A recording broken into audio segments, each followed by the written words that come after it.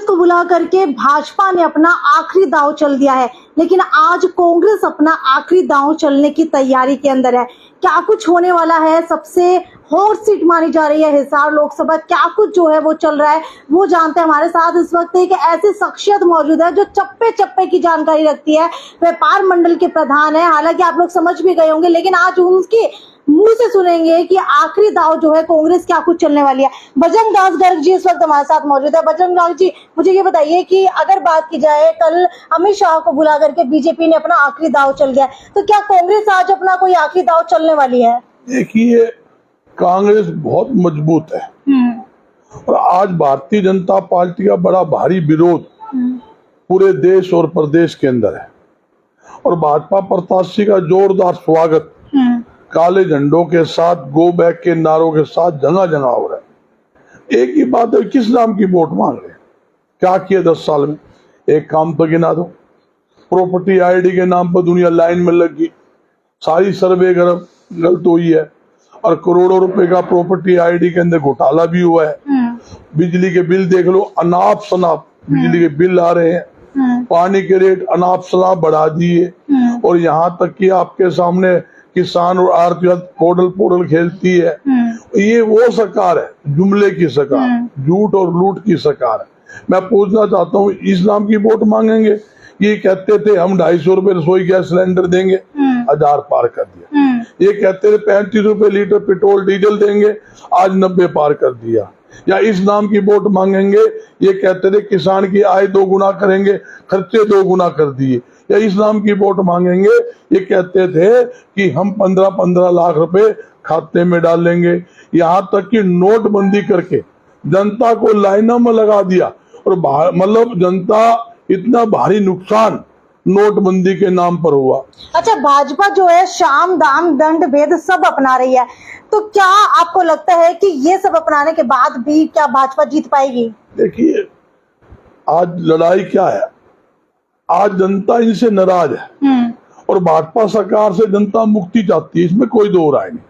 अगर कई जगह विरोध की बात करूं तो गांव के अंदर विरोध भी काफी ज्यादा देखने को मिल रहा है, लेकिन शहरी क्षेत्र के अंदर वही जो है उनका थोड़ा सा रुतबा सही दिखाई दे रहा है, तो क्या लगता है कोई ज्यादा असर पड़ेगा? देखिए, आप समझो, गांवों में घुसने नहीं देते, गांवों में इनका स्वागत काले झंडों के साथ, गो बैक नारे के साथ होते हैं। जितने बीजेपी के नेता है ना, अपनी फॉर्मेलिटी करने के बजाय हिसार में पड़े रहते हैं। कभी किसी चाय पियाओ, गली गली घूमी आओ, व्यापारी है। शहर के सामाजिक लोग दबाव मारते हैं, डरते हैं। भाजपा कह रही है कि हम साफ छवि के ऊपर चुनाव लड़ रहे हैं। आपका क्या मानना है कि क्या जयप्रकाश की छवि खराब है या उनको प्रोपोगेंडा बना करके इस तरीके से प्रदर्शित किया जा रहा है? छवि, मैं समझ में आई, छवि किसको कहते हैं? जिसका प्रधानमंत्री देश का, पार्टी का मुखिया ही झूठा हो, नु कहते हैं मोदी जी गारंटी। जब आपने बात ही छेड़ दी, कितनी गारंटी है? 2 करोड़ युवाओं को नौकरी देने का वादा किया था, नौकरी देने के बजाय युवाओं की नौकरी छीन ली। और मोदी साहब तो जुमले की सरकार है, सिर्फ झूठ और लूट। आप बताइए, कभी भी मोदी जी ने महंगाई पे बात की, बेरोजगारी पे बात की?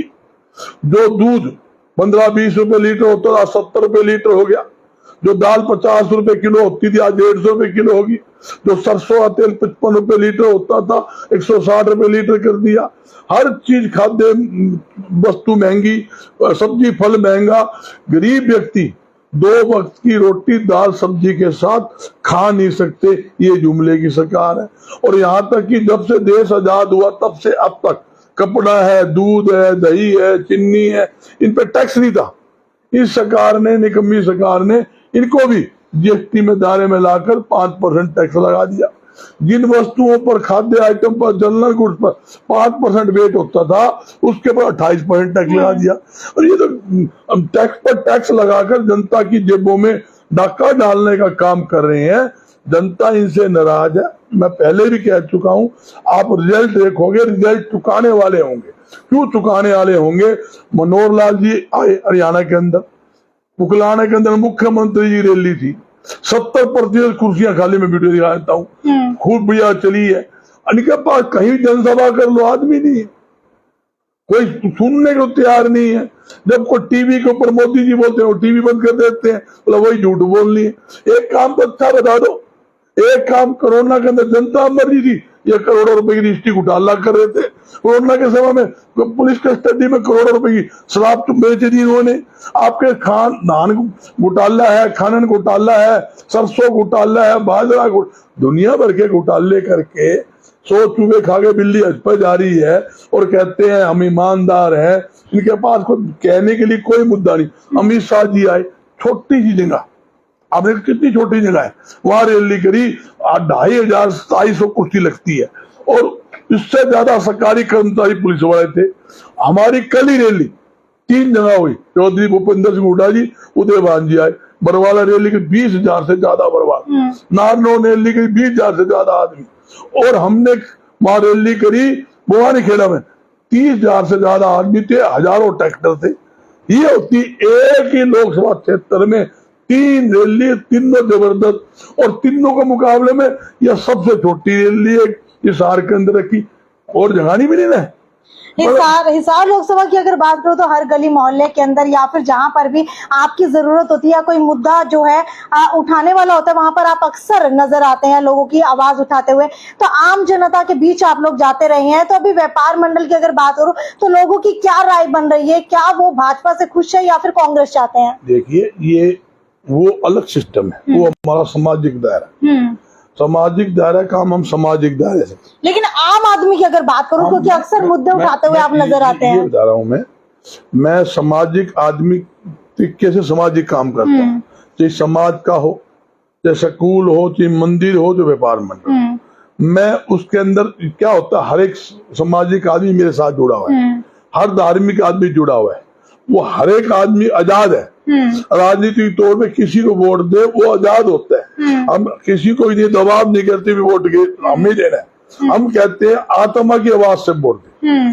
अगर भारतीय जनता पार्टी ने जनता हित में काम किया हो, व्यापारी के हित में काम किया हो, किसान के हित में काम किया हो, सरकारी कर्मचारी के हित में काम किया हो, सरपंच के हित में काम किया हो, छात्रों के हित में काम किया हो, युवा के हित में काम किया, तो उनको वोट दे। जब उनका हित में काम नहीं किया तो आप इनको दुत्कारिए। मैं पूछना चाहता हूं, किसान था, चुने हुए सरपंच थे, हमारे युवा छात्र थे, आंगनबाड़ी महिलाएं थी, यहां तक के चुने हुए सरपंच थे, किस प्रकार सरकार ने दुड़ा कर उनको पीटने का काम किया। 750 किसान शहीद हो गए, किसानों पर गोलियां दागी, आंसू गैस के गोले दागे। 750 किसान शहीद होने के बाद साथ साथ हजारों किसानों पर झूठे मुकदमे दर्ज कराकर जेलों में डालने का काम किया। इस्लाम की वोट मांगे, मेरे समझ में नहीं आती किस नाम के, ये तो भावना भड़काते हैं। लेकिन ये तो कहते हैं कि राम मंदिर बनवा दिया, धारा हटवा दी, इस नाम के वोट दे दीजिए। बस यही तो बात है। ये सिर्फ क्या है, हिंदू मुसलमान भाई को भाई से लड़ाने की बात, मंदिर मस्जिद की बात, इनके सिवाय कुछ आता ही नहीं। अच्छा, भाजपा वाले कहते हैं, जब उनसे सवाल पूछा जाता है कि जब भी हिसार शहर के अंदर कोई बड़ा मुद्दा होता है, किसी गरीब आदमी को जरूरत होती है, ना तो भाजपा को कोई विधायक दिखाई देता है, ना कोई सांसद दिखाई देता है, ना कोई कार्यकर्ता दिखाई देता है, लेकिन बजरंग दास गर्ग हर मुद्दे को उठाते हुए शहर के अंदर नजर आते हैं। तो वो कहते हैं कि उनके पास अभी कोई राजनीतिक पद नहीं है बड़ा, इसीलिए वो आ रहे हैं, जब उनके पास आ जाएगा तो वो भी नहीं आएंगे। तो क्या ये बात सच है? देखिए, ना तो मुझे पद की लालच है, आज मेरे पास राजनीतिक पद सारे हैं। मैं प्रदेश का कांग्रेस पार्टी का प्रदेश सीनियर प्रवक्ता हूँ। वो बिल्कुल है आपके पास, लेकिन अगर वो कहते हैं कि अगर आप विधायक या सांसद बन जाएंगे तो आप भी नहीं आएंगे। मैं 10 साल चेयरमैन रहा, सरकारी पद पे होने के बावजूद शहर के अंदर कहीं भी छोटी वारदात हुई मैं वहां पहुंचा हूँ जी, बिना बुलाए पहुंचा हूँ। धरने प्रदर्शन हुए, हमने किए, धरने प्रदर्शन सरकारी गाड़ी लेके जाता था, लोग कहते ये सरकार का आदमी हो गए, सरकार के खिलाफ नारे मारे। मेरे लिए सरकारी पद या राजनीतिक पद कोई महत्व नहीं है। मेरे लिए जनता, मेरे साथी और मेरा शहरवासी मेरे लिए वो सबसे लोकप्रिय है, सबसे प्रिय मेरे लिए वो है, उनके लिए मैं खड़ा हूँ, खड़ा रहूंगा। और भगवान अगर इनसे अगर दूर की बात आए तो मुझे ऐसे पद की जरूरत ही नहीं है, ना मुझे विधायक बनना, ना मंत्री बनना। मैं तो जनता बीच रहने वाला आदमी हूँ, हमने क्या विधायक है, मुमताज विधायक के ऊपर आज भी यहाँ 40 साल हो गए। हम जनता के बीच है, पर जनता हमें प्यार है, आशीर्वाद जनता में मिला अच्छा, है। जनता ये भी जानना चाहती है कि आप अभी तक बिना विधायक सांसद बने भी अगर इतना काम करवा रहे हैं, अगर आने वाले समय के अंदर जनता चाहेगी तो क्या आप भी कोई चुनाव लड़ना चाहेंगे? देखिए, ना तो मेरा कोई चुनाव की इच्छा है, ना मुझे कोई चुनाव की बात है। मेरे पास जहाँ कांग्रेस पार्टी का सवाल है, हर प्रकार के कांग्रेस पार्टी के पद मेरे पास है। नंबर 1 में था कांग्रेस का, मैं प्रदेश का सीनियर प्रवक्ता, बिल्कुल बिल्कुल हिसार जिला कन्वीनर हूँ, सरसा जिला प्रभारी हूँ जी, बयानी महेंद्रगढ़ दादरी का मैं प्रभारी हूँ, लोकसभा क्षेत्र का प्रभारी हूँ। और जितनी भी कमेटी है, प्रचार कमेटी है, मैनिफेस्टो कमेटी है, या स्टेट की जो भी कमेटियां हैं, हर कमेटी का मैं मेंबर हूँ। और मुझे पद की तो और कितने ले लो, पद तो इतने संभलते नहीं है। पद की बात नहीं है, आदमी की पद से वैल्यू होती, आदमी की वैल्यू वर्किंग सोच। अच्छा, एक सवाल पूछना चाहूंगी कि इतने सारे पद होने के बाद भी इतनी सारी जिम्मेदारियां बढ़ जाती हैं, तो उसके बाद भी आपको समय मिल जाता है जनता के बीच जा करके गरीबों की आवाज उठाने का? देखिए, मेरा तो आपको पहले था, मेरे लिए राजनीति कोई महत्व नहीं, और मेरे लिए पार्टी बाद में है। पहले मेरे लिए मेरे परिवार है, जो हमारा शहर एक है, हम एक होकर चल रहे हैं। और एक बता दूं बात है, हमारे शहर में एक खास बात है, सब मिलजुल के 36 बरादरी मिलजुल के चल रही है। 36 बरादरी भाई एकजुट होकर काम करते हैं, हम एक प्लेटफार्म में काम करते हैं। ये एक बड़ी खूबसूरता हमारे हरियाणा के अंदर, हिसार के हरियाणा के अंदर है। मैं 40 साल के जीवन में मैंने कभी नहीं देखा कि हमारा किसी के साथ भाईचारा खराब हुआ हो या कोई भाई नाराज हुआ है। सब मिलके चलते हैं, मिलके चलेंगे। और मेरी शहरवासियों से अपील है, भाईचारा बनाए रखे, सब मिलके चले और अपनी वोट आत्मा की आवाज से वोट दे। जो आपके काम आने वाला प्रत्याशी हो, आपके बीच 24 घंटे रहे, आपके दुख सुख में काम आए, जिसका आप हाथ पकड़ सकते हो, उसको वोट दे, ताकि आपको बाद में पछताना ना पड़े, ढूंढना ना पड़े।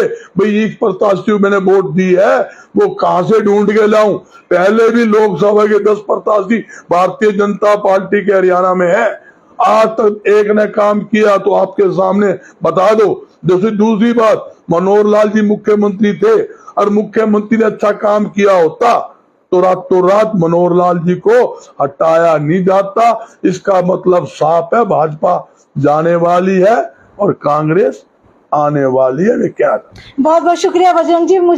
मैं आपको बता देती हूँ कि ये थे हमारे साथ बजरंग दास गर्ग, जो व्यापार मंडल के प्रधान है, और साथ ही साथ जो है हर छोटे से लेकर के बड़े आदमी की आवाज उठाते हुए अक्सर शहर की गलियों के अंदर आप लोगों को दिखाई भी देते होंगे। लेकिन अब सबसे बड़ी बात यह है कि किसी पार्टी के अंदर रहते हुए भी इन्होंने इतनी निष्पक्ष तरीके से आप लोगों से अपील की है, जो सुन करके आप लोग भी सोच रहे होंगे कि आखिरकार वोट दे तो दे किसको। आप लोगों की भी समझ के अंदर आ गया होगा। खैर, आपकी क्या राय है वो नीचे कमेंट सेक्शन के अंदर लिख करके